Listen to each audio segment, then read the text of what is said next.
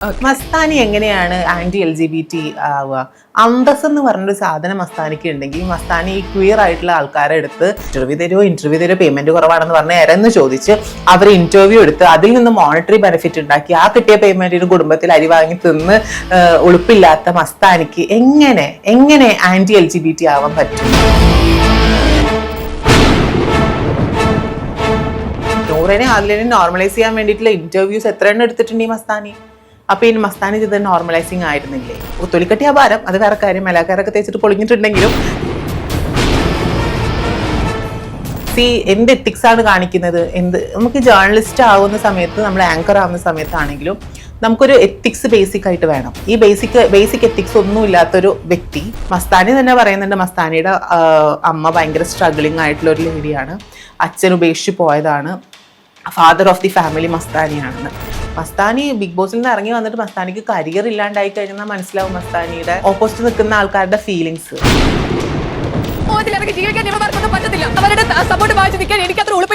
ലക്ഷ്മി എന്ന് പറഞ്ഞ ആൾക്ക് ഹെറിഡിറ്ററി ആയിട്ട് എന്തെങ്കിലും ഇനി ഒരു പ്രശ്നം ഉണ്ടെന്ന് അറിയില്ല, കാരണം അവർ ലൈഫ് സ്റ്റോറി ഒക്കെ പറയുമ്പോൾ നമ്മൾ കേട്ടില്ലോ. അപ്പം അങ്ങനെ വല്ലതും ഡയഗ്നോസ് ചെയ്തിട്ടുണ്ടെങ്കിൽ അവർ അതിന് പ്രോപ്പറായിട്ടുള്ള ട്രീറ്റ്മെന്റ് എടുക്കണം. ഈ സമൂഹത്തിന് ഏറ്റവും വലിയ വിപത്താണ്. മറ്റുള്ള വീഡിയോസിലാണെങ്കിലും ശരി, ഇവരുടെ ഭർത്താവ് എന്ന് പറയുന്ന ഒരാൾ വന്നിട്ടില്ലല്ലോ. അങ്ങനെയാണെങ്കിൽ ഇവർ പറയുന്ന ഈ ഒരു കണ്ടീഷൻഡ് സൊസൈറ്റിക്ക് അനുസരിച്ച് ജീവിക്കുകയാണെന്നുണ്ടെങ്കിൽ ഇവർ ഒരു ഭർത്താവിൻ്റെ കൂടെ അടിയും തൊഴിയും സഹിച്ച് ഉത്തമയായ ഭാര്യയായിട്ടില്ല ജീവിക്കണ്ടേ? ഇവിടെ ഇവരുടെ ഭർത്താവ് ഇവിടെ ഒരു വീഡിയോയിൽ പോലും ഭർത്താവിനെ കണ്ടില്ലല്ലോ. അപ്പോൾ ഈ പ്രോഗ്രാമിൽ അതിലെ നൂറ് ഉണ്ടെന്ന് അറിഞ്ഞുകൊണ്ട് തന്നെയാണല്ലോ വൈൽഡ് കാർഡിൽ കയറിയത്. ഇത്ര അലർജി ആണെന്നുണ്ടെങ്കിൽ എന്തിനാണ് കയറാൻ നിന്നത്? കൊച്ചിനെ TV ഒക്കെ ഓഫ് ചെയ്തിട്ട് കൊച്ചിനെ നോക്കി വീട്ടിലങ്ങനെ ഇരുന്നാൽ പോരെ? ഒരു ബെഡ്റൂമിനകത്ത് 2 പേര് തമ്മിൽ പേഴ്സണൽ ഇന്റിമസിയിൽ നടക്കുന്ന കാര്യമല്ല അവരുടെ എൻ്റയർ ജീവിതം എന്നുള്ളത്. എല്ലാവർക്കും നമസ്കാരം. ഇന്ന് നമ്മുടെ കൂടെയുള്ളത് ഹെയ്തി സാദിയാണ്. ഹെയ്തി നമസ്കാരം. നമസ്കാരം. സുഖായിരിക്കുന്നോ? ഓ, ഇങ്ങനെയൊക്കെ പോകുന്നു. ബിഗ് ബോസിലേക്ക് കയറാൻ പോവാണല്ലേ? നീയാണല്ലോ കേട്ടിടുന്നത്.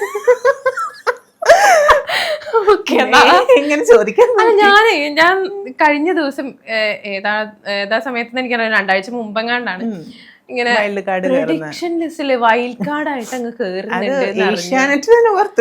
ഏഷ്യാനെറ്റ് പുറത്തു വിട്ടു. അപ്പൊ ഞാൻ ആ സമയത്ത് ഞാൻ വിളിച്ചു. എനിക്ക് തോന്നുന്നു നമ്മള് സംസാരിച്ചു വെച്ച്, പിന്നെ അത് കഴിഞ്ഞിട്ടാണ് എനിക്ക് തോന്നുന്നത് മസ്താനി കേറിയത്. ഇറങ്ങുമല്ലോ. ഓക്കെ. അപ്പൊ മൊത്തം മറ്റേ എന്താ പറയാ, അവിടെ ബഹളവും ഭയങ്കര അലങ്കോല പരിപാടികളാണ് അവിടെ. ഇത്തവണത്തെ ബിഗ് ബോസിനെ കുറിച്ച് പറയുകയാണെങ്കിൽ എന്താണ് അഭിപ്രായം? ബിഗ് ബോസ് ശരിക്കും ഭയങ്കര സർഫസ് ലെവലിൽ പോയിക്കൊണ്ടിരിക്കുന്ന ഒരു ഷോ ആണ്. ഇങ്ങനെ കത്തുന്നില്ല. മറ്റേത് ഫോക്കസ് ചെയ്ത് കഴിഞ്ഞൊക്കെ സീസണിൽ ആരെങ്കിലൊക്കെ ഫോക്കസ് ചെയ്തിട്ട് ഒരു ഫയർ ഉണ്ടായിരുന്നു. ഇപ്പൊ അതില്ല. ആരാണ് നമ്മൾ ഇഷ്ടപ്പെട്ട് തുടങ്ങുന്നത്? ഒരാൾ ഇഷ്ടപ്പെട്ട് തുടങ്ങുമ്പോഴത്തേനാവും അപ്പൊ അയാളുടെ നെഗറ്റീവ് സൈഡ്, ഗ്രേ ഷെയ്ഡ് മൊത്തം കാണുന്നത്. പിന്നെ അയാൾ ഡള്ളായിട്ട് ഈ 78 ക്യാമറയിൽ അയാളെ കാണില്ല. അങ്ങനത്തെ ഒക്കെ ഒരു അവസ്ഥയാണ്. ബട്ട് എന്നാലും അതിന്റെ ഇടയിൽ നൂറാദില സൂപ്പറായിട്ട് കളിക്കുന്നുണ്ട്, ഒന്നും പറയാനില്ല. പിന്നെ അക്ബർ, ഒനീലൊക്കെ ഇപ്പൊ കേറി വരുന്നുണ്ട്. അക്ബർ, ഷാനവാസ് ഒരു കുഴപ്പമില്ലാത്ത ഗെയിം കളിക്കുന്നുണ്ട്. അതിനകത്ത് ഏറ്റവും ഭയങ്കര എന്റർടൈനിങ് ആയിട്ട് തോന്നിയത് എനിക്ക് ആക്ച്വലി നെവിനെ ഭയങ്കര എന്റർടൈനിങ് ആയിട്ട് തോന്നി. പക്ഷെ ഇങ്ങനെ ഈ കട്ടെടുക്കുന്ന ഇത് കാണുമ്പോൾ സത്യം പറഞ്ഞു കഴിഞ്ഞാൽ അത് ഒരു മോശം ക്യാരക്ടറാണ് അല്ലെങ്കിൽ സ്വഭാവമാണ് എന്നുണ്ടെങ്കിലും എനിക്ക് ആക്ച്വലി ഭയങ്കര ഇഷ്ടമാണ്. കണ്ടന്റ് ആണ്, ആൾക്കാർക്ക് അറിയാം അത് എങ്ങനെ പോയാലും ശരി. ഇതിപ്പം അവർക്ക് ഭക്ഷണം കഴിക്കാനുള്ളതിൽ നിന്ന് ഇത് കഴിക്കല്ലേ. നമ്മളിപ്പോൾ നമ്മുടെ വീട്ടിൽ ഹോർലിക്സ് നമ്മൾ എത്ര ഇപ്പം ഇത് കണ്ടുകൊണ്ടിരിക്കുന്നത്, ഇപ്പം ഞാനായാലും നീയായാലും ഇവരൊക്കെ തന്നെ വീട്ടിൽ ഹോർലിക്സ്, ചെറുപ്പത്തിലൊക്കെ ഹോർലിക്സ് കുപ്പി ഉണ്ടാവുമ്പോൾ നമ്മൾ ഹോർലിക്സ് എടുത്ത് തിന്നാറില്ല, വീട്ടുകാർ ആരും അറിയാതെ. അപ്പം ഇതൊക്കെ തന്നെയാണ്. അത് നമ്മൾ പബ്ലിക്കിൽ ഇങ്ങനെ കൊണ്ടുവന്ന് കാണിക്കുമ്പോൾ അതിൻ്റെ ആ ഒരു ഷെയ്ഡ് നന്നായിട്ട് അറിയാം. അതെങ്ങനെ പുറത്ത് പോയി കഴിഞ്ഞാൽ എങ്ങനെ ഇരിക്കുന്നു നെവിന് അറിയാം. പിന്നെ നെവിന് എവിടെയും വിടുന്നില്ല, കിട്ടുന്ന ഗ്യാപ്പിലൊക്കെ കയറി കോണ്ടന്റ് ഉണ്ടാക്കുന്നുണ്ട്. ഇപ്പം മസ്താനിയുടെ കൊച്ചുങ്ങളെ മിസ് ചെയ്തെന്ന് പറഞ്ഞപ്പോ ടിട്ടുണ്ണി, വാറുണ്ണി എന്നൊക്കെ പറഞ്ഞിട്ട് അതൊക്കെ കോണ്ടന്റ് ആണ്. നന്നായിട്ട് കോണ്ടന്റ് ഉണ്ടാക്കുന്നുണ്ട്. ഇപ്പം നമ്മളത് പറയുമ്പോൾ ഈ എല്ലാ ബിഗ് ബോസ് സീസൺസും നമ്മൾ എടുത്ത് നോക്കിക്കഴിഞ്ഞു കഴിഞ്ഞാൽ നമുക്ക് കാണാൻ പറ്റും ഒരു ആന്റി LGBTQ കണ്ടസ്റ്റന്റ് അത് ഉണ്ടാകും. ഒന്നല്ലെങ്കിൽ 2 പേരുണ്ടാവും. അതവര് കണ്ടന്റിന് വേണ്ടിയിട്ട് ഇടുന്നതാണ്. അതാണ് ശരിക്കും പറഞ്ഞു കഴിഞ്ഞാൽ കത്താൻ പറ്റുന്ന ഒരു സ്പാർക്ക് ഉള്ള ഒരു കണ്ടന്റ് എന്ന് തോന്നിയിട്ടുണ്ട് എനിക്ക് പലപ്പോഴും. ഇത്തവണയും അങ്ങനെ ഉണ്ട്. ഇവരുടെ ഓരോ എന്താ പറയാ വ്യൂവും കാര്യങ്ങളും ഒക്കെ അറിഞ്ഞു തന്നെയായിരിക്കും അതിനകത്തേക്ക് കയറ്റിയിട്ടുണ്ടാവുക.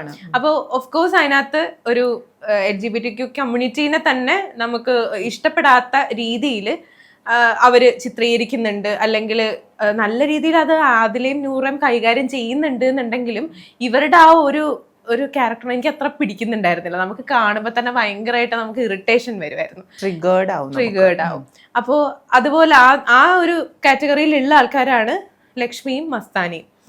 അപ്പോ ഇവരെ കുറിച്ച് പറയാനാണെങ്കിൽ ലക്ഷ്മിയിലേക്ക് വരാം. ആദ്യം മസ്താനി എങ്ങനെയാണ് ആന്റി LGBT ആവുക?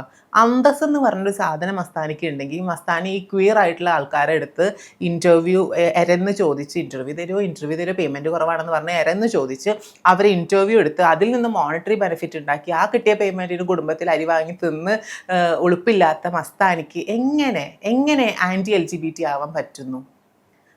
അന്തസ് ഉണ്ടെങ്കിൽ പറയണം, എനിക്ക് നിങ്ങളെ ഇഷ്ടമില്ല, എനിക്ക് നിങ്ങളെ ഇൻ്റർവ്യൂ എടുക്കാൻ താല്പര്യമില്ല, എന്നാൽ ഇവരെയൊക്കെ തന്നെ ഇൻ്റർവ്യൂ എടുക്കുകയും വേണം, ഇവരുടെയൊക്കെ കോണ്ടന്റ് വേണേ താനും, എന്നിട്ട് പറയുന്നത് ഇതിനെ നോർമലൈസ് ചെയ്യുന്നതിനോട് ഒരു താല്പര്യമില്ല. ഇവ ഈ രണ്ട് പിള്ളേരെ നൂറിനെ ആദിലിനെ നോർമലൈസ് ചെയ്യാൻ വേണ്ടിയിട്ടുള്ള ഇൻ്റർവ്യൂസ് എത്ര എണ്ണം എടുത്തിട്ടുണ്ട് ഈ മസ്താനി? അപ്പോൾ ഈ മസ്താനി ഇത് നോർമലൈസിങ് ആയിരുന്നില്ലേ? മസ്താനി എന്ന് പറഞ്ഞ ആൾക്ക് തൊലിക്കട്ടി അപാരം, അത് വേറെ കാര്യം, മലയാക്കാരൊക്കെ തേച്ചിട്ട് പൊളിഞ്ഞിട്ടുണ്ടെങ്കിലും തൊലിക്കട്ടി ഭയങ്കര അപാരമാണ്. പക്ഷെ മസ്താനിക്ക് നിലപാട് എന്ന് പറയുന്ന സാധനം, ഒരു ക്യാരക്ടർ ഇല്ലാത്ത വ്യക്തി അതിനകത്ത് പറയുന്നുണ്ടായിരുന്നു ശരത്തിനെ കൊണ്ട് തല്ലിച്ചിട്ട് ശരത്തിനെ ഔട്ടാക്കണമെന്ന്. ഇത് തന്നെയല്ലേ നമ്മൾ ഒരു റിലേഷൻഷിപ്പിൽ ഇരിക്കുന്ന സമയത്ത് കൺസെൻറ്റോട് കൂടിയിട്ട് ഫിസിക്കൽ റിലേഷൻഷിപ്പിൽ പോയിട്ട് അറ്റ് ദ സെയിം ടൈം അവർക്കിട്ട് പണി കൊടുക്കാം, പിന്നീട് അവരോട് ക്ലാഷ് വരുമ്പോൾ അവരോട് താല്പര്യമില്ലാതാകുമ്പോൾ അവർക്ക് എഗെയിൻസ്റ്റ് വിവാഹ വാഗ്ദാനം നൽകി പീഡിപ്പിച്ചു എന്ന് പറയുന്നതും തമ്മിൽ എന്താ ഡിഫറൻസ് ഉള്ളത്? ഇപ്പം ഈ മസ്താനി കാണിക്കുന്നത് ഈ വിക്റ്റിമായിട്ട് നിൽക്കുന്ന ഒത്തിരി സ്ത്രീകളുടെ ഇമേജിനെ തന്നെ ബ്രേക്ക് ചെയ്യുന്ന രീതിയിൽ, വിക്റ്റിംസിനെ തന്നെ ബ്ലെയിം ചെയ്യുന്ന രീതിയിലുള്ള ആറ്റിറ്റ്യൂഡാണ് ഈ മസ്താനി കാണിക്കുന്നത്. പിന്നെ മസ്താനിക്ക് എങ്ങനെയാണ് ഈ ഓപ്പറേഷൻ നേരിടുന്ന, സ്ട്രഗിൾസ് നേരിടുന്ന ആൾക്കാരെ കുറ്റം പറയാൻ പറ്റുന്നതെന്ന് എനിക്ക് ശരിക്കും അത്ഭുതപ്പെടുന്നുണ്ട്. കാരണം മസ്താനി തന്നെ പറയുന്നുണ്ട് മസ്താനിയുടെ അമ്മ ഭയങ്കര സ്ട്രഗിളിങ് ആയിട്ടുള്ള ഒരു ലേഡിയാണ്, അച്ഛൻ ഉപേക്ഷിച്ച് പോയതാണ്, ഫാദർ ഓഫ് ദി ഫാമിലി മസ്താനിയാണെന്ന്. അപ്പോൾ അങ്ങനെ കഷ്ടപ്പെടുന്ന ഒരു സ്ത്രീക്ക് എങ്ങനെ മറ്റൊരു ബുദ്ധിമുട്ട് അനുഭവിക്കുന്ന, വീട്ടിൽ നിന്നും അംഗീകരിക്കപ്പെടാത്ത, സമൂഹത്തിൽ സ്ട്രഗിൾ ചെയ്യുന്ന ഒപ്രസ്ഡ് ആയിട്ടുള്ള രണ്ട് സ്ത്രീകളെ എങ്ങനെയാണ് ബ്ലെയിം ചെയ്യാൻ പറ്റുന്നത്? എങ്ങനെ ആ ഒരു മൈൻഡ് വരുന്നത്? അത് മാത്രമല്ല അവരൊരു ഇൻഫ്ലുവൻസർ കൂടിയാണ്, സോഷ്യൽ മീഡിയയിൽ അത്യാവശ്യം കുറച്ച് ഫോളോവേഴ്സ് ഒക്കെ ഉള്ള ഒരാളാണ്. അപ്പൊ അങ്ങനെ ഒരാള് ഇങ്ങനെ പറയുമ്പോൾ അത് എത്രമാത്രം ഇൻഫ്ലുവൻസ് ചെയ്യപ്പെടുന്നുണ്ട്. പക്ഷെ അത് അവരിപ്പോ ഈ ലൊക്കഡാസ് ഈ ഇൻഫ്ലുവൻസിങ് ഇതല്ലേ, നാഷണൽ അവാർഡ് കിട്ടി, പത്മശ്രീ കിട്ടിയിട്ടുള്ള നമ്മുടെ ലാലേട്ടൻ അവരെ അടിച്ച് ഇരുത്തി. ഇവർ ഈ കാണുന്ന പപ്പരാസിയിൽ വന്നിട്ടുള്ള ഈ ഇന്റർവ്യൂസ് എടുത്തിട്ടും ഈ വയ്യാത്ത കുട്ടികളെ ഇൻ്റർവ്യൂ, അത് ഞാൻ പിന്നെ പറയാം, വയ്യാത്ത കുട്ടികളൊക്കെ ഇൻ്റർവ്യൂ ചെയ്തിട്ട് അതിൽ നിന്ന് ഉള്ള ഒരു മോണിറ്ററി ബെനിഫിറ്റിനെ എൻ്റർടൈൻ ചെയ്തിട്ട് എന്ത് എത്തിക്സാണ് കാണിക്കുന്നത്? നമുക്ക് ജേർണലിസ്റ്റ് ആവുന്ന സമയത്ത്, നമ്മൾ ആങ്കർ ആവുന്ന സമയത്താണെങ്കിലും നമുക്കൊരു എത്തിക്സ് ബേസിക് ആയിട്ട് വേണം. ഈ ബേസിക് എത്തിക്സ് ഒന്നും ഇല്ലാത്തൊരു വ്യക്തി കുറച്ച് ഇൻസ്റ്റൻറ്റ് ഫോളോവേഴ്സിനെ ഉണ്ടാക്കി അതൊരിക്കലും ഒത്തൻറ്റിക് അല്ല. ഇവിടെ നമ്മളെ സൂപ്പർ സ്റ്റാർ പദവിയിലുള്ള, പത്മശ്രീ കിട്ടിയിട്ടുള്ള, നാഷണൽ അവാർഡ് വിന്നർ ആയിട്ടുള്ള, ഒരുപാട് ഡെക്കേഡ്സിലെ തന്നെ സൂപ്പർ ഹീറോ ആയിട്ടുള്ള, ലിവിങ് സൂപ്പർ ഹീറോ ആയിട്ടുള്ള ലാലേട്ടൻ തന്നെ ഇവരുടെ അടുത്ത് പറയുന്നുണ്ട്, നിങ്ങൾക്ക് തള്ളു നിർത്തിക്കൂടെ എന്നൊക്കെ ചോദിക്കുന്നുണ്ട്. വയ്യേ നിങ്ങൾക്കത് വയ്യേ, അത് ലാലേട്ടൻ തന്നെ ചോദിക്കുന്നുണ്ട്. അപ്പോൾ അത്രയും വലിയൊരു വ്യക്തിയിൽ നിന്നും ഇത്രയും മോശമായിട്ടുള്ള വാക്കുകൾ, അല്ലെങ്കിൽ ഇത്രയും ചീത്ത കേൾക്കുന്നത് എനിക്ക് തോന്നുന്നു ഇത്രയും സീസണിൽ ഈ മസ്താനിയും ലക്ഷ്മിയും തന്നെയാണ്. തൊലിക്കട്ടി അപാരം രണ്ടിൻ്റെ. നമ്മളിപ്പോൾ മസ്താനിനെ കുറിച്ച് മാത്രമേ എത്തിയിട്ടുള്ളൂ. മസ്താനി ഇനിയും കുറേ പറയാനുണ്ട്. ഇപ്പം മസ്താനി പറയുന്നുണ്ട് അവർ ഫാമിലി സ്ട്രഗിൾ ചെയ്തിട്ടുണ്ട്, അവർ ബുദ്ധിമുട്ട് അനുഭവിച്ചിട്ടുണ്ട്. അപ്പോൾ അവരുടെ നാട്ടിൽ കൊടുങ്ങല്ലൂർ, പറവൂർ അവരൊക്കെ പോയി അന്വേഷിച്ച് ഈ അമ്മ സ്ട്രഗിൾ ചെയ്യുന്നതിനെ കുറിച്ചിട്ടൊക്കെ നമുക്ക് അറിയാൻ പറ്റും.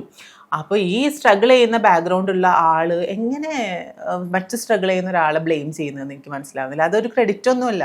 മസ്താനി കാണിക്കുന്നത് മസ്താനി വലിയ സംഭവമായി, മസ്താനി ഭയങ്കര പ്രിവിലേജ്ഡ് ആയതുകൊണ്ടൊന്നുമല്ല.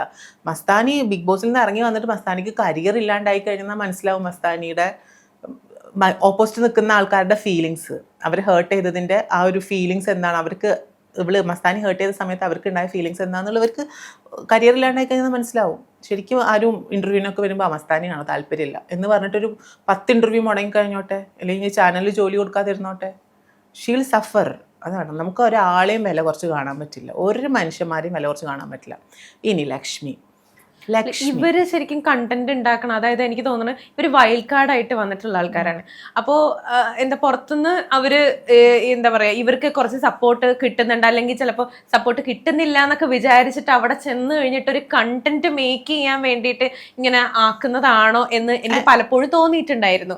പിന്നീടാണ് ഞാൻ കുറച്ച് നമ്മൾ അന്വേഷിച്ച് കഴിഞ്ഞപ്പോൾ നേരത്തെ പോസ്റ്റ് ചെയ്തിട്ടുള്ള കമന്റ്സും അല്ലെങ്കിൽ നേരത്തെ പോസ്റ്റ് ചെയ്തിട്ടുള്ള കുറെ പോസ്റ്റുകളും കാര്യങ്ങളൊക്കെ നമ്മൾ കാണുമ്പോഴാണ് ഒരു LGBTQ കമ്മ്യൂണിറ്റീനെ ഇഷ്ടമല്ലാത്ത ഒരാളാണ്, അത് അക്സെപ്റ്റ് ചെയ്യാത്ത ഒരാളാണെന്ന് മനസ്സിലായത് ലക്ഷ്മി. പക്ഷെ at the same time Lakshmi പറയുന്നുണ്ട് എനിക്ക് അങ്ങനത്തെ ഫ്രണ്ട്സ് ഉണ്ട്, എനിക്ക് അങ്ങനെയുള്ള ആൾക്കാരുണ്ട്, പക്ഷെ ഇതിനെ നോർമലൈസ് ചെയ്യാൻ താല്പര്യമില്ല, എനിക്ക് ആ റിലേഷൻഷിപ്പിനെ നോർമലൈസ് ചെയ്യാൻ താല്പര്യമില്ല എന്ന്. അവരുടെ വീട്ടിൽ ഇങ്ങനെ ഉണ്ടാവുമെന്ന് ചോദിച്ചു കഴിഞ്ഞാൽ അത് ഞാൻ ഇതാക്കും, അക്സെപ്റ്റ് ചെയ്യും എന്നുള്ളത്. വീട്ടിലുള്ളവരെ അക്സെപ്റ്റ് ചെയ്യും, അക്സെപ്റ്റ് ചെയ്യാതിരിക്കാൻ പറ്റില്ല എന്ന്. അപ്പോൾ ഈ പ്രോഗ്രാമിൽ അതിലെ നൂറ ഉണ്ടെന്ന് അറിഞ്ഞുകൊണ്ട് തന്നെയാണല്ലോ വൈൽഡ് കാർഡിൽ കയറിയത്. ഇത്ര അലർജി ആണെന്നുണ്ടെങ്കിൽ എന്തിനാണ് കയറാൻ നിന്നത്? കൊച്ചിനെ TV ഒക്കെ ഓഫ് ചെയ്തിട്ട് കൊച്ചിനെ നോക്കി വീട്ടിലങ്ങനെ ഇരുന്നാൽ പോരെ? ഈ പറഞ്ഞ പോലെ മാനേജിങ് പരിപാടിയും ആർക്കിടെക്ചർ പരിപാടിയൊക്കെ ചെയ്തിട്ട് അങ്ങ് ജീവിച്ചാൽ പോരെ? എന്തിനാണ് ഈ ബിഗ് ബോസിനകത്ത് ഈ 2 ക്വിയർ വ്യക്തികളുടെ അടുത്ത് എന്തിനാണ് കയറി ചെന്നത്? അത്രക്ക് പ്രശ്നം ഉണ്ടെങ്കിൽ കയറി ചെല്ലരുതായിരുന്നു. ഇനിയിപ്പോൾ അവിടെ എത്തിയിട്ട് ഭയങ്കര സഫോക്കേഷൻ ആണെങ്കിൽ ഇറങ്ങി വരട്ടെ, ക്വിറ്റ് ചെയ്ത് വരട്ടെ, എന്നിട്ട് അന്തസ്സായിട്ട് പറയണേ എനിക്കൊരു ദിവസം ഈ ആതിരയുടെയും നൂറയുടെയും കൂടെ താമസിച്ചത് കൊണ്ട് എനിക്ക് അവിടെ താമസിച്ചതിൻ്റെ 1 രൂപ പോലും എനിക്ക് വേണ്ട, പേയ്മെൻറ്റ് വേണ്ട എന്ന് പറഞ്ഞ് വരുന്നുണ്ടെങ്കിൽ അത് അന്തസ്. എനിക്ക് തോന്നുന്നു ആ കുട്ടിക്ക് ഹെറിഡിറ്ററി ആയിട്ട് എന്തോ പ്രശ്നമുണ്ട്. ആ കുട്ടി വെളിയിൽ ഇറങ്ങി വന്നിട്ട്, ആ കുട്ടിയല്ല ചേച്ചി, ലക്ഷ്മി എന്ന് പറഞ്ഞ ആൾക്ക് ഹെറിഡിറ്ററി ആയിട്ട് എന്തെങ്കിലും ഇനി ഒരു പ്രശ്നം ഉണ്ടെന്ന് അറിയില്ല, കാരണം അവർ ലൈഫ് സ്റ്റോറിയൊക്കെ പറയുമ്പോൾ നമ്മൾ കേട്ടല്ലോ. അപ്പം അങ്ങനെ വല്ലതും ഡയഗ്നോസ് ചെയ്തിട്ടുണ്ടെങ്കിൽ അവർ അതിന് പ്രോപ്പറായിട്ടുള്ള ട്രീറ്റ്മെൻറ്റ് എടുക്കണം. അല്ലെങ്കിൽ സമൂഹത്തിന് ഏറ്റവും വലിയ വിപത്താണ് ഈ ലക്ഷ്മി, ഭയങ്കര വിപത്താണ്. എനിക്ക് തോന്നുന്നു ഈ കുട്ടീനെ ഹസ്ബൻഡ്, ഞാൻ ഒരു ഇൻഫ്ലുവൻസറിൻ്റെ ഈ റിയാക്ഷൻ വീഡിയോ ഒക്കെ ചെയ്യുന്ന ഒരു ഇൻഫ്ലുവൻസറിൻ്റെ മുൻ ബിഗ് ബോസ് കണ്ടസ്റ്റൻറ്റിൻ്റെ വീഡിയോയിൽ കണ്ടതാണ് ഇവർ ഡിവോഴ്സ്ഡ് ആണെന്ന് അതിൽ അറിയാൻ പറ്റിയത്. ഡിവോഴ്സ്ഡ് ആണെങ്കിൽ, എനിക്ക് കൃത്യമായിട്ട് അറിയില്ല, ഡിവോഴ്സ്ഡ് ആണെങ്കിൽ ആ ഹസ്ബൻഡ് എത്രയും പെട്ടെന്ന് ഈ വയ്യാത്ത ആളുടെ അടുത്ത് നിന്ന് കുട്ടീനെ രക്ഷപ്പെടുത്തണം എന്നുള്ളതാണ് എനിക്ക് പറയാനുള്ളത്. അപ്പോൾ ആ കുട്ടിക്കൊന്നും വരത്തില്ല, കുട്ടീനെ സേഫ് ആക്കുക എന്നുള്ളത് ഒരു കുട്ടിയോട് കാണിക്കുന്ന ഏറ്റവും വലിയൊരു നീതിയാണ്. അപ്പം പലരും പറയുന്നു റിയാസ് സലീം കുട്ടീനെ വലിച്ചിട്ടു. ആക്ച്വലി ആ കുട്ടീനെ ഈ ഒരു ഇതിൻ്റെ അകത്തേക്ക്, കോൺഫ്ലിക്റ്റിൻ്റെ അകത്തേക്ക് വലിച്ചിട്ടുള്ളത് ലക്ഷ്മിയാണ്. അയ്യോ എൻ്റെ കൊച്ചിന് ഇത് കാണാൻ പറ്റില്ല, എൻ്റെ കൊച്ചിന് കാണാൻ പറ്റില്ല എന്നുണ്ടെങ്കിൽ എന്തിനാണ് കൊച്ചിന് കാണാൻ വേണ്ടിയിട്ട് ഇതിലേക്ക് വന്നത്? ഇങ്ങനെയുള്ള ആൾക്കാരെ കൊച്ചിനെ കാണിക്കാതെ വളർത്താനാണെന്നുണ്ടെങ്കിൽ അങ്ങനെ ആ അമ്മ നോക്കണമായിരുന്നു. അതും വേണം ഇതും വേണം എന്ന് അത് ഭയങ്കര ചീപ്പ് പരിപാടിയാണ്. ഈ ആദിലയും നൂറയും അതിന് ഇപ്പൊ ബാക്കിയുള്ളവർ ഇൻഫ്ലുവൻസ്ഡ് ആവുന്നുണ്ട്, അല്ലെങ്കിൽ കുട്ടികൾ ഇൻഫ്ലുവൻസ്ഡ് ആവുന്നുണ്ട് എന്ന് പറഞ്ഞപ്പോൾ, ആ കുട്ടി ലക്ഷ്മി പറഞ്ഞപ്പോൾ അവര് അതിന് മറുപടി പറഞ്ഞ കുറച്ച് കാര്യങ്ങളുണ്ട്. അതെനിക്ക് ഭയങ്കര എന്താ പറയാ, അവര് വാവ് തോന്നിപ്പോയി. കാരണം എന്താ വെച്ചാൽ അത്ര ഭംഗിയായിട്ട് അവർക്ക് പറഞ്ഞു കൊടുത്തു, ഇത് ഇവർക്ക് മനസ്സിലാകുമെന്ന് വിചാരിക്കുന്നു എന്നാണ് പറഞ്ഞത്. അതായത് അവരെ കണ്ട് ആരും ഇൻഫ്ലുവൻസ്ഡ് ആവുന്നില്ല. എങ്ങനെയാണ് എനിക്ക് അറിയത്തില്ല. കാരണം എന്താണെന്ന് വെച്ചാൽ ഇപ്പോൾ എനിക്ക് ഒരു ബോയിൻ്റെ അടുത്താണ് ഒരു അട്രാക്ഷൻ തോന്നുന്നത് എന്നുണ്ടെങ്കിൽ എനിക്കത് മാറ്റാൻ പറ്റത്തില്ലല്ലോ. ഞാൻ വേറൊരാളുടെ കണ്ടിട്ട് ഞാൻ എങ്ങനെയാണ് ഇൻഫ്ലുവൻസ്ഡ് ആവില്ല. ഇതിപ്പോൾ ഞാനൊക്കെ ഈ പറഞ്ഞ പോലെ വീട് വിട്ട് ഇറങ്ങുന്ന സമയത്ത് ഇങ്ങനെ എൻ്റെ അടുത്ത് പറഞ്ഞു, എൻ്റെ ഒരു ഗവൺമെൻറ് എംപ്ലോയിലുള്ള എൻ്റെ ഒരു കസിനാണ്, പുള്ളിക്കാരനൊക്കെ ഭയങ്കര ഒരു കൂടിയിരുന്നൊരു വിചാരണയുണ്ടല്ലോ നമ്മളെ കൺവേർഷൻ തെറാപ്പിക്ക് വിടുന്നത്. അപ്പോൾ ആ പുള്ളിക്കാരൻ പറഞ്ഞിട്ടുണ്ടായിരുന്നു, ഇത് ഈസി ഇങ്ങനെ, ഞാൻ പറഞ്ഞു അങ്ങനെ ഒരാളെ ഇൻഫ്ലുവൻസ്ഡ് ആക്കാൻ ശ്രമിച്ചാൽ ഇൻഫ്ലുവൻസ്ഡ് ആവുന്നതാണോ ഇതൊക്കെ എന്ന് ചോദിച്ചപ്പോൾ തിരിച്ചു പറഞ്ഞു അങ്ങനെ പറയാൻ പറ്റില്ല. കാരണം EMS നമ്പൂതിരിപ്പാട് തന്നെ ഭയങ്കര പാർട്ടി മാറിയ കാര്യം. അപ്പോൾ അത് പണ്ട് രാഷ്ട്രീയ നേതാക്കന്മാരൊക്കെ പാർട്ടിയിൽ ഇൻഫ്ലുവൻസ്ഡ് ആയിട്ട് പാർട്ടി അങ്ങോട്ടും ഇങ്ങോട്ടും മാറുന്നത്. ഈ പൊളിറ്റിക്കൽ പാർട്ടി മാറുന്നത് പോലെയാണ് ഒരാളുടെ ഐഡൻറ്റിറ്റി മാറുന്നത്. അതാണ്, ഇവർക്കൊന്നും ഇത്ര വിവരമില്ല എന്നാണ് ഞാൻ നോക്കുന്നത്. പക്ഷെ അവരൊക്കെ പിന്നീട് തിരുത്തി, നമ്മളെ പുറത്ത് വിടാതിരിക്കുക, അല്ലെങ്കിൽ നമ്മളെ കൺവേർഷൻ തെറാപ്പി ചെയ്യാൻ വേണ്ടിയിട്ടുള്ള ഓരോരോ ഇതിൽ പറഞ്ഞിട്ടുള്ളതാണ്. പക്ഷെ അറ്റ് ദ സെയിം ടൈം ഒരാൾ എങ്ങനെയാണ്, എനിക്കത് മനസ്സിലാവാത്ത ഒരാൾ ഇതിനെ വളരെ നോർമലായിട്ട്, ഇപ്പം നമ്മൾ എന്താണെന്നുള്ളത് വളരെ നോർമലായിട്ട് എവിടെ പോയിട്ടും ബിഹേവ് ചെയ്ത് കഴിഞ്ഞാൽ നമ്മൾക്ക് അവിടെ ഒരു അക്സെപ്റ്റൻസ് കിട്ടും. അബ്നോർമലായിട്ട് തോന്നുന്ന, സൊസൈറ്റിയിൽ അബ്നോർമലായിട്ട് തോന്നുന്ന പലതും നമുക്ക് ചുറ്റിനും കാണാൻ പറ്റുന്നുണ്ടാവും. പക്ഷെ ദാറ്റ് ഡസൻ മീൻ എല്ലാവരും അങ്ങനെയാണെന്ന്. ഇപ്പം നമ്മളിപ്പോൾ സോഷ്യൽ മീഡിയ എടുത്ത് നോക്കിക്കഴിഞ്ഞു കഴിഞ്ഞാൽ ക്വീർ ആയിട്ടുള്ള കോമാളിത്തരം കാണിക്കുന്ന ആൾക്കാരുണ്ട്. അതുപോലെ തന്നെ അത് ചിലപ്പോൾ 1 or 2 പേരായിരിക്കും, അല്ലെങ്കിൽ ഒരു കപ്പിളോ ആരെങ്കിലുമൊക്കെ ആയിരിക്കും. പക്ഷെ അറ്റ് ദ സെയിം ടൈം എത്രയോ ആണുങ്ങളും പെണ്ണുങ്ങളും ഒക്കെ ഈ പറഞ്ഞ പോലെ ക്യൂർ അല്ലാത്ത ഹെട്രോസെക്ഷൽ ആയിട്ടുള്ള എത്രയോ പേര് പൊട്ടത്തരങ്ങൾ കാണിച്ചിട്ട് എന്തൊക്കെയൊക്കെ വിടുവായ്ത്തരങ്ങളൊക്കെ വിളിച്ച് പറഞ്ഞിട്ട് വീഡിയോസ് ചെയ്യുന്നുണ്ട്. ഇത് എൻറ്റയർ ആണുങ്ങളെയും എൻറ്റയർ പെണ്ണുങ്ങളെയും റെപ്രസെൻ്റ് ചെയ്യുന്നുണ്ടോ? ഇല്ലല്ലോ. അപ്പം മൈനോറിറ്റി ആയതുകൊണ്ട് എന്തും പറയാം, ഇത് ഇങ്ങനെയാണ് എന്ന് പറഞ്ഞിട്ട് ചാപ്പ കുത്തുന്നത് ശരിയല്ല. മൈനോറിറ്റി ആയതുകൊണ്ടാണോ ഇത് നോർമലൈസ് ചെയ്യാൻ ആളുകൾക്ക് ബുദ്ധിമുട്ട്? മേ ബി ആയിരിക്കാം. അത് പേടിയായിരിക്കും. അവർക്ക് ഒരു വെല്ലുവിളിയാകും എന്നുള്ള, ഇപ്പം ഓപ്പർച്യൂണിറ്റീസ് കിട്ടുകയാണെന്നുണ്ടെങ്കിൽ ഇവരെ ബീറ്റ് ചെയ്യാൻ അവർക്ക് കഴിവുണ്ടാകാം. അപ്പം ആ ഒരു വെല്ലുവിളിയെ പേടിച്ചിട്ടാണെങ്കിലോ? ഒരു കൂട്ടം ആൾക്കാർ അപ്പുറത്തുണ്ട്, ഇവിടെ നിൽക്കുന്നത് വളരെ കുറച്ചാണ്. അതിൽ തന്നെ ഭിന്നതകൾ വന്നു തുടങ്ങി. അതിൽ തന്നെ സ്പ്ലിറ്റ് വന്നിട്ടുണ്ട്. പൊളിറ്റിക്കൽ ഐഡിയോളജീസിൽ ഡിഫറൻസസ് വന്നിട്ടുണ്ട്. ഓരോരുത്തരുടെ എന്താ പറയുക, പരസ്പരമുള്ള നിലപാടുകളിൽ വ്യത്യാസം വന്നിട്ടുണ്ട്, ബിലീഫ്സിൽ വ്യത്യാസം വന്നിട്ടുണ്ട്. അപ്പം ഓരോ ഇൻഡിവിജ്വലും യുണീക്ക് ആയിട്ടുള്ള ആൾക്കാരാണ്. ഓരോ ഇൻഡിവിജ്വൽക്കും അവരുടേതായിട്ടുള്ള ഇൻഡിവിജ്വാലിറ്റി ഉണ്ട്. അപ്പം എൻ്റെ അഭിപ്രായം തന്നെ ആവണമെന്നില്ല മറ്റൊരു ക്യൂർ വ്യക്തിയുടെ, എന്ന് വെച്ചിട്ട് എൻ്റെ ഒരു ഫേസ് ആകണം എന്നില്ല ഇത് എല്ലാവരെയും റെപ്രസെൻ്റ് ചെയ്യുന്നത്. ഞാൻ നല്ല ക്വാളിറ്റീസ് കാണിക്കുന്നുണ്ട്, ഞാനൊരു നല്ല പേഴ്സണായിട്ട് എന്നെ പ്രസൻറ്റ് ചെയ്യുന്നുണ്ടെങ്കിൽ അത് ഒരുപക്ഷെ അക്സെപ്റ്റ് ചെയ്യാൻ പറ്റും. She is A good person എന്ന് പറഞ്ഞിട്ട് അതിനെ അക്സെപ്റ്റ് ചെയ്യാം. ഓക്കെ, ഈ ഒരു കമ്മ്യൂണിറ്റിനെ ബിലോങ് ചെയ്യുന്ന ഒരാളാണ്, ഇയാളിപ്പോൾ ഇത്രയും നല്ലൊരു പൊസിഷനിലെത്തി, നല്ലൊരു പേഴ്സൺ ആണ്, നല്ലൊരു ഹ്യൂമൻ ബീങ് ആണ് എന്ന് പറയിപ്പിക്കുക. അല്ലാണ്ട് ഇപ്പോൾ ഈ പറഞ്ഞ പ്രശ്നങ്ങളൊക്കെ ക്രിയേറ്റ് ചെയ്യുന്ന ആൾക്കാർ എല്ലാത്തിലും ഇല്ലേ, എല്ലാവർക്കും ഒരു ഗ്രേ ഷെയ്ഡ് ഉണ്ട്. അത് എന്ന് വെച്ചിട്ട് ഒരു കമ്മ്യൂണിറ്റിനെ ഹനിക്കുന്നതാകരുത് നമ്മളുടെ നിലപാട് എന്നുള്ളതാണ്. ഇപ്പോൾ പറഞ്ഞോട്ടെ, അഭിഷേക് ശ്രീകുമാർ പറഞ്ഞല്ലോ ഈ ലക്ഷ്മിയുടെ ഒപ്പീനിയനിൽ അത് ലക്ഷ്മിയുടെ ഒപ്പീനിയനാണ്, അത് പറഞ്ഞത് തെറ്റാണ് എന്ന് അഭിഷേക് ശ്രീകുമാർ തന്നെ പറഞ്ഞു, 2 Gender സ്ക്വാഡിൻ്റെ നേതാവ്. പക്ഷേ ലക്ഷ്മി പറയുന്നത് സ്റ്റിൽ അതിൽ ലാലേട്ടനെ പോലുള്ള ഒരു വ്യക്തിക്ക് പോലും അത്ര റെസ്പെക്റ്റ് കൊടുക്കാതെ, എനിക്ക് പറ്റില്ല ലാലേട്ട, ഒരു സോറി പോലും പറയാൻ വില്ലിങ് ആയില്ല. അറ്റ്ലീസ്റ്റ് നൂറെടുത്തും മാതിലെടുത്തും ഒരു സോറി പറഞ്ഞു കഴിഞ്ഞാൽ തീരാവുന്ന പ്രശ്നമേ ഉണ്ടായിരുന്നുള്ളൂ. നിങ്ങൾക്ക് വെറുപ്പാണെങ്കിലും ഓക്കെ, വെറുപ്പായിക്കോട്ടെ, പറഞ്ഞത് തെറ്റാണെങ്കിൽ അതിന് അഡ്മിറ്റ് ചെയ്തിട്ട് സോറി പറയണം. അതായിരിക്കണം 2 Gender സ്ക്വാഡിൻ്റെ മുദ്രാവാക്യം. അല്ലാണ്ട് എല്ലാവരും ഉപദ്രവിക്കുക എന്നുള്ള ഇൻറ്റൻഷനാണെങ്കിൽ അതിനെ പറയുന്ന പേര് വേറെയാണ്. അത് ഞാനിപ്പം ഇവിടെ സെൻസർ ചെയ്യപ്പെടുന്നതുകൊണ്ട് പറയുന്നില്ല. ഈ കമ്മ്യൂണിറ്റിയിൽ പെടുന്ന ആൾക്കാരെ വീട്ടിൽ കയറ്റാൻ കൊള്ളാത്തവരാണ് എന്ന് പറയുമ്പോൾ അത് നമുക്ക് അക്സെപ്റ്റ് ചെയ്യാൻ പറ്റത്തില്ല. പക്ഷെ അത് അക്സെപ്റ്റ് ചെയ്യുന്ന, അല്ലെങ്കിൽ ശരിയാണ് പറയുന്നതെന്ന് പറയുന്ന ആൾക്കാരുണ്ട്. ഇവരോട് എന്താ ഹേതിക്ക് പറയാനുള്ളത്? എന്താണ് ആക്ച്വലി ഈ ഒരു വീട്, ഈ സൊസൈറ്റിയുടെ പെട്രിയാർക്കിയൽ സിസ്റ്റത്തിൻ്റെ ഭാഗമാണ് ഈ വീടെന്ന് ഞാൻ വിശ്വസിക്കുന്നത് തീർച്ചയായിട്ടും. കാരണം ഒരാളുടെ ഒപ്പീനിയന് എഗെയിൻസ്റ്റായി നിന്ന് കഴിഞ്ഞാൽ ആ വ്യക്തി വീട്ടിൽ നിന്നും പുറത്താണ്. അതിപ്പം ട്രാൻസ് ആവണമെന്നില്ല, ലെസ്ബിയൻ ആവണമെന്നില്ല, ഗേ ആവണമെന്നില്ല, ക്യൂറേ അല്ലാത്ത ഒരു പെൺകുട്ടി വീട്ടിൽ അച്ഛനും അമ്മയ്ക്കും ഇഷ്ടമില്ലാത്ത അവരുടെ ജാതി അല്ലാത്ത അല്ലെങ്കിൽ മതമല്ലാത്തൊരു അന്യ മതത്തിൽ നിന്നൊരാളെ സ്നേഹിക്കുകയോ അല്ലെങ്കിൽ അവരുടെ റിലേഷൻഷിപ്പ് വെക്കുകയോ ചെയ്ത് കഴിഞ്ഞ് കഴിഞ്ഞാൽ പുറത്തല്ലേ, നിനക്ക് വീട്ടിൽ നിന്ന് പുറത്തു പോകാം. അപ്പോൾ വീട് എന്ന് പറയുന്ന ഈ ഒരു കോൺസെപ്റ്റ് തന്നെ നമ്മൾ പൊളിച്ചെഴുതേണ്ട സമയം കഴിഞ്ഞിരിക്കുന്നു. നമ്മളെന്താ വീട്ടിലെന്താ അവിടെയൊക്കെ ഈ പെട്രിയാർക്കിയാണ്, ഈ പുരുഷാധിപത്യം അല്ലെങ്കിൽ ഹയറാർക്കി നിൽക്കുകയാണ്. അച്ഛൻ, വീടെന്ന് പറയുമ്പോൾ അതിൽ അച്ഛനുണ്ടാവും, അല്ലെങ്കിൽ സുപ്പീരിയർ ഓഫ് ദി ഫാമിലി ഒരാളുണ്ടാവും, അയാളെ ഫോളോ ചെയ്യുന്ന കുറച്ച് പേരുണ്ടാവും, ഡിപ്പെൻഡ് ചെയ്തുകൊണ്ട് അയാളുടെ ഒപ്പീനിയനെ മാനിച്ചുകൊണ്ട് ഓക്കെ ഫാമിലി ലവ് അതിനൊക്കെ വാല്യൂ കൊടുത്തിട്ട് ഈ ഒരു ഹെജിമോണീനെ ബ്രേക്ക് ചെയ്ത് കഴിഞ്ഞെന്നാൽ തീരാവുന്ന പ്രശ്നമേ ഉള്ളൂ. അപ്പോൾ എന്താണ്, മിക്ക ക്യൂറായിട്ടുള്ള ആൾക്കാരും വീട്ടിൽ നിന്നും പുറത്താക്കപ്പെടുന്നു. എന്തുകൊണ്ട്? ഈ ഒരു ഹെജിമോണി എക്സിസ്റ്റ് ചെയ്യുന്നതുകൊണ്ട്. ഇതിനെ ആൾക്കും ഇപ്പോഴത്തെ സൊസൈറ്റി അത്രയും പ്രോഗ്രസീവ് അല്ലാത്തത് കൊണ്ടും ഈ പറഞ്ഞ കമ്മ്യൂണിറ്റിയിൽപ്പെട്ട ആൾക്കാർക്കൊന്നും അത്രയും ഒരു അംഗീകാരം ഇപ്പോഴും ഇല്ലാത്തത് കൊണ്ടും പലരും പുറത്താകുന്നു. അങ്ങനെ അൺഫോർച്ചുനേറ്റ്ലി വീട്ടിൽ നിന്നും പുറത്ത് വന്ന് താമസിക്കുന്ന 2 കുട്ടികളാണ് ആദില, നൂറ. അപ്പോൾ ഇവർക്ക് ഇവരുടെ ഫാമിലി എന്ന് പറയുമ്പോൾ ഇമോഷണൽ കണക്ഷൻ ഉണ്ടല്ലോ, അവരുടെ ബ്ലഡ് റിലേഷനാണ്, അവരുടെ ആ ഒരു എന്താ പറയുക, അത്രയും കാലം വളർന്നത് ആ വീട്ടിലാണ്. ഇത്രയും ആൾക്കാരുള്ള, ഇത്രയും സ്നേഹബന്ധമുള്ള ഒക്കെ ഒരു സ്ഥലത്ത് നിന്നും സ്വന്തം ഐഡൻറ്റിറ്റിയുടെ പുറത്ത് അല്ലെങ്കിൽ സെക്ഷുവാലിറ്റിയുടെ പുറത്ത് മാറി നിൽക്കേണ്ടി വരുമ്പോൾ അതിൻ്റെ ഒരു ഇമോഷണൽ ഫീലിങ്സിലൂടെ കടന്നു പോകുന്ന ഭയങ്കരമായിട്ട് ട്രോമകൾ നേരിടുന്ന കുട്ടികളാണ്. അവരെടുത്ത് മുഖത്ത് നോക്കിയിട്ട് നിന്നെ ഒന്ന് വീട്ടിൽ കയറ്റാൻ കൊള്ളത്തില്ല എന്ന് പറയുന്നത് ഭയങ്കര മോശമാണ്.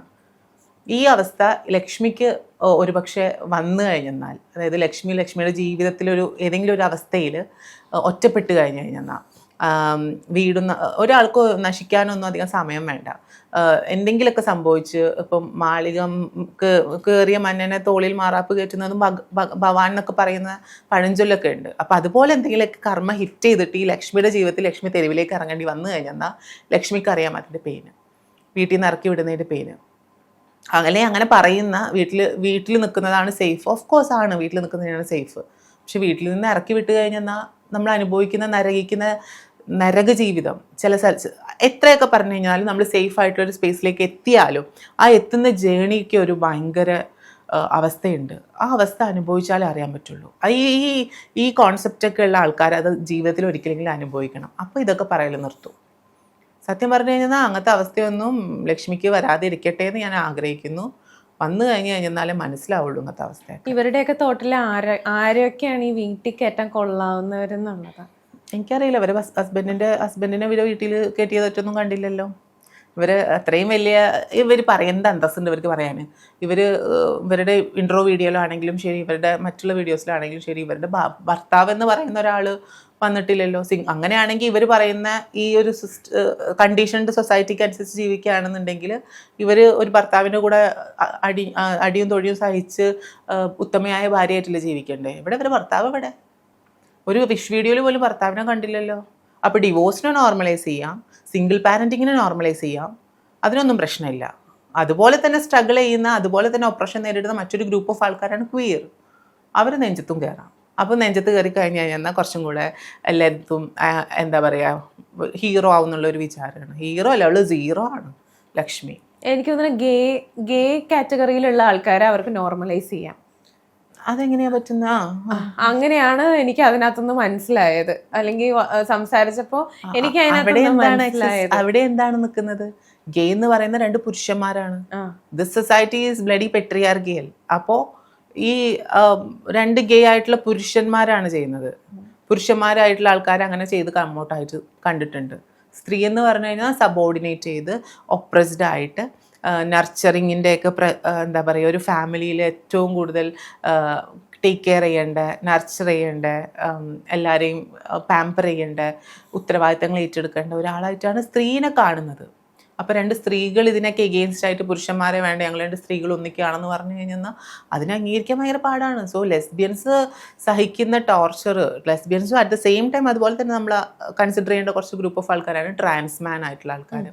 ഈ 2 ഗ്രൂപ്പ് ഓഫ് ആൾക്കാർ നേരിടുന്ന അബ്യൂസ് എന്ന് പറഞ്ഞു കഴിഞ്ഞാൽ, വയലൻസ് എന്ന് പറഞ്ഞു കഴിഞ്ഞാൽ അത് സ്വന്തം വീട്ടിൽ നിന്നാണ്. സ്വന്തം വീട്ടിൽ നിന്ന് വരെ വയലൻസ് നേരിടുന്നൊരു ഗതികെട്ട മനുഷ്യന്മാരാണ് ഈ 2 ഗ്രൂപ്പിലുള്ള അഫാബ്സ്. നമ്മൾ അഫാബ്സ് എന്ന് പറയും, അസൈൻഡ് ഫീമെയിൽ അറ്റ് ബർത്ത്, ജനിക്കുന്ന സമയത്ത് ഫീമെയിലായിട്ട് അടയാളപ്പെടുത്തിയിട്ടുള്ള ആൾക്കാർ. അപ്പോൾ അതിൽ ഓൾറെഡി അത് അവസ്ഥയിൽ തന്നെ തുടരുന്ന, സ്ത്രീകളായി തന്നെ തുടരുന്ന ആൾക്കാരുണ്ട്. ഇപ്പോൾ ലെസ്ബിയൻസ് എന്ന് പറയുമ്പോൾ അവർ സ്ത്രീകളായി തന്നെ തുടരുന്നവരാണ്, പക്ഷെ അവരുടെ സെക്ഷുവാലിറ്റിയിലാണ് ഡിഫറൻസ്, ഹോമോസെക്ഷൽസ് ആണ്. പക്ഷെ ട്രാൻസ്മാൻ ആയിട്ടുള്ള ആൾക്കാരെന്ന് പറഞ്ഞു കഴിഞ്ഞാൽ അവരുടെ സെക്ഷുവാലിറ്റി മേ ബി ഡിഫറെൻ്റ് ഉണ്ടാവും, അറ്റ് ദ സെയിം ടൈം അവരുടെ ജെൻഡർ തന്നെ അവർ ചേഞ്ച് ചെയ്യുകയാണ്. അപ്പം എപ്പോഴും പുരുഷൻ എന്ന് പറയുമ്പോൾ ഇവിടെയാണല്ലോ. അപ്പം ട്രാൻസ്മാൻ ആയിട്ടുള്ള ആൾക്കാർ താഴെ നിന്നും ഇവരുടെ അടുത്തേക്ക് എത്തുമ്പോൾ അതാണ് ഈ പുരുഷന്മാർക്ക് ട്രാൻസ്മാനോട് വിയോജിപ്പ് വരുന്നത്. ഇനി ട്രാൻസ് വുമൺ ഇവിടെയാണ് നിൽക്കുന്നത്, ആണായിട്ട് ആ ഒരു പവറിൻ്റെ പുറത്ത്. ഈ പവറിനെ വേണ്ടാന്ന് വെച്ചിട്ട് താഴോട്ട് ഇറങ്ങി വരികയാണ്. അപ്പം അത് അവർ ഈഗോ ഹേർട്ട് ആവുകയാണ്. സോ ഈ പുരുഷാധിപത്യം എടുത്ത് കളയണം ഈ സൊസൈറ്റിയിൽ നിന്ന്, എന്നാലേ ഈ നാട് നന്നാവുള്ളൂ. ഈ നാട് നല്ല, ഈ ലോകമേ നന്നാവുള്ളൂ. ഈ ലെസ്ബിയൻസിനെ ആണെങ്കിലും ഗേകളെ ആണെങ്കിലും ഗേസിനെ ആണെങ്കിലും ഇവർ ഒരു വൾഗാരിറ്റിയിലാണ് കാണുന്നത്. അല്ലെങ്കിൽ എപ്പോഴും ആലോചിച്ച് കഴിഞ്ഞാൽ, അല്ലെങ്കിൽ ഇവരെ പറയുമ്പോൾ ഒരു സെക്ഷലി എന്തോ ആണ്, അല്ലെങ്കിൽ ഒരു എന്തോ പോലെ തോന്നുന്ന രീതിയിലാണ് അവർ പറയുന്നത്. അപ്പോൾ ഇതെന്തിനാണ് അങ്ങനെ കാണുന്നതെന്നുള്ളതാണ്. അതായത് അങ്ങോട്ടും ഇങ്ങോട്ടും ഒരു സ്നേഹം എന്നുള്ളതും ഇപ്പം അതിലേക്ക് പറഞ്ഞ ഒരു റെസ്പെക്റ്റ് അങ്ങോട്ടും ഇങ്ങോട്ടും കീപ്പ് ചെയ്യുന്നതും, എന്തിനാണ് ഇതിനൊരു സെക്ഷലി അതിനെ കാറ്റഗറൈസ് ചെയ്യുന്നത്, അല്ലെങ്കിൽ സെക്ഷലി കാണുന്നത് എന്തിനാണ്? ഇവർ ഈ സെക്ഷുവാലിറ്റി, എനിക്ക് ഈ എന്താ പറയുക, നൂറ ആദില അവിടെ താമസിക്കുന്നുണ്ട്, ബിഗ് ബോസ് ഹൗസിനകത്തുണ്ട്. അവർ ഒരു വോയറിസ്റ്റിക് വേയിലോ അല്ലെങ്കിൽ ഒരു സെക്ഷൽ ഗ്രാറ്റിഫിക്കേഷൻ്റെ വേയിലോ ഉള്ള രീതിയിലും പുറത്ത് കോണ്ടന്റ് കൊടുത്തിട്ടില്ല. അവർ ഭയങ്കര നോർമലായിട്ട് അവിടുത്തെ ബാക്കിയുള്ള പെൺകുട്ടികൾ എങ്ങനെയാണോ ബിഹേവ് ചെയ്യുന്നത് അതുപോലെ തന്നെ പെർഫെക്റ്റ് ആയിട്ടാണ് ഗെയിം കളിക്കുന്നത്. അപ്പോൾ ആൾക്കാർക്ക് അത് മനസ്സിലാക്കിയപ്പോൾ അതിൽ തന്നെ മനസ്സിലാക്കിയാൽ പോരെ ഇത് ഈ പറയുന്ന ഒരു ബെഡ്റൂമിനകത്ത് 2 പേര് തമ്മിൽ പേഴ്സണൽ ഇൻറ്റിമസിയിൽ നടക്കുന്ന കാര്യമല്ല അവരുടെ എൻറ്റയർ ജീവിതം എന്നുള്ളത്. അങ്ങനെയാണെങ്കിൽ ഇവിടെ എല്ലാ ഭാര്യ ഭർത്താക്കന്മാരുടെ ഇടയിലും നടക്കുന്ന അവരുടെ പേഴ്സണൽ സ്പേസിൽ നടക്കുന്ന കാര്യങ്ങളൊക്കെ പുറത്തു പറയാൻ കൊള്ളാവുന്നതാണോ? എത്രയോ പേര് ആഫ്റ്റർ ഡിവോഴ്സൊക്കെ പല കാര്യങ്ങളെയും കോൾ ഔട്ട് ചെയ്തിട്ടുണ്ട്. ഈ BDSM പ്രാക്ടീസ് ചെയ്യുന്ന ഹസ്ബൻഡിനെ കുറിച്ചിട്ട്, അതുപോലെ തന്നെ സ്ലേവ്, അങ്ങനെയൊക്കെ പല രീതിയിലും ഈ ഒരു സംഭവം ഉണ്ടല്ലോ. അതിനൊക്കെ നമ്മൾ ഇഗ്നോർ ചെയ്യുക എന്നുള്ളതാണ്. അതല്ല ഒരിക്കലും ലൈഫ്. നമ്മൾ 24 hours ഇങ്ങനെ ഫിസിക്കൽ റിലേഷൻഷിപ്പ് ഇങ്ങനെ സീക്ക് ചെയ്ത് നടക്കുന്നവരാണോ? എല്ലാ മനുഷ്യന്മാരും അങ്ങനെയാണെന്നാണ് ഇവരുടെ കാഴ്ചപ്പാടാണ് അത്. അങ്ങനെയുള്ള ഒരു കാഴ്ചപ്പാടിന് എന്തെങ്കിലും ട്രീറ്റ്മെന്റ് എടുക്കണം. അല്ലാണ്ട് ഇങ്ങനെ സീക്ക് ചെയ്ത് നടക്കുന്നുണ്ടെങ്കിൽ അതെന്തെങ്കിലും വേറെ പ്രശ്നമായിരിക്കും. അപ്പോൾ ആ പ്രശ്നം, അതിനുള്ള ട്രീറ്റ്മെൻറ്റ് അവരും എടുക്കേണ്ടി വരും. അതേത് മനുഷ്യന്മാരായാലും ആ അവസ്ഥ ഏത് മനുഷ്യന്മാർക്കും ചിലപ്പോൾ വന്നേക്കാം.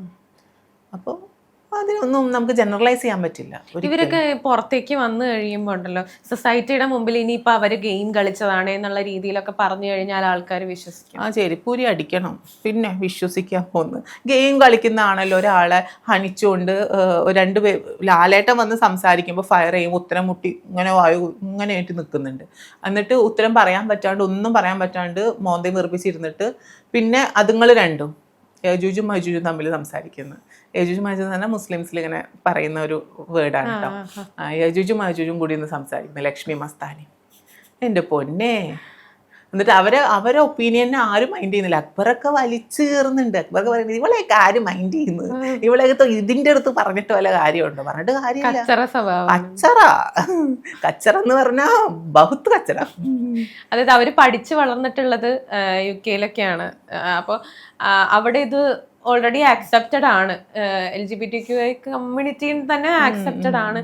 അപ്പോൾ അങ്ങനെ നിന്നൊരു സ്ഥലത്തുനിന്ന് ഇപ്പൊ ഇവിടെ പഠിച്ച ഒരാളാണെങ്കിൽ ഓക്കെ, നമ്മളുടെ ഇവിടെ കാരണവന്മാർക്കൊക്കെ ഇത്തിരി അവര് അക്സെപ്റ്റ് ചെയ്യാൻ ഭയങ്കര ബുദ്ധിമുട്ടാണ്. അവര് അധികം ഒന്നും ലോകം കണ്ടിട്ടില്ലാത്ത ആൾക്കാരൊക്കെ അക്സെപ്റ്റ് ചെയ്യാൻ ബുദ്ധിമുട്ടാണ്. പക്ഷെ അവിടെ പഠിച്ചു വളർന്ന ഒരാൾ ഇപ്പോഴും അത് അക്സെപ്റ്റ് ചെയ്യുന്നില്ല എന്ന് പറഞ്ഞു കഴിഞ്ഞാൽ അവരുടെ മൈൻഡിന്റെ പ്രശ്നമാണോ? ഓഫ് കോഴ്സ് മൈൻഡ് സെറ്റിന്റെ പ്രശ്നമാണ്. അവർക്ക് കാര്യമായി, ഞാൻ പറഞ്ഞല്ലോ, ഹെറിഡിറ്ററി ആയിട്ടുള്ള പ്രശ്നമാണോ എന്ന് അറിയില്ല, കാര്യമായി എന്തോ തകരാറുണ്ടാകുക ആ വ്യക്തിക്ക്. അല്ലെങ്കിൽ പിന്നെ അവിടെയാണ് ഈ ലക്ഷ്മിയുടെ കാര്യത്തിൽ നമുക്ക് ഏറ്റവും കൂടുതൽ മനസ്സിലാവുന്ന വിവരവും വിദ്യാഭ്യാസവും തമ്മിൽ ഇത്രയും അന്തരം ഉണ്ടെന്ന്.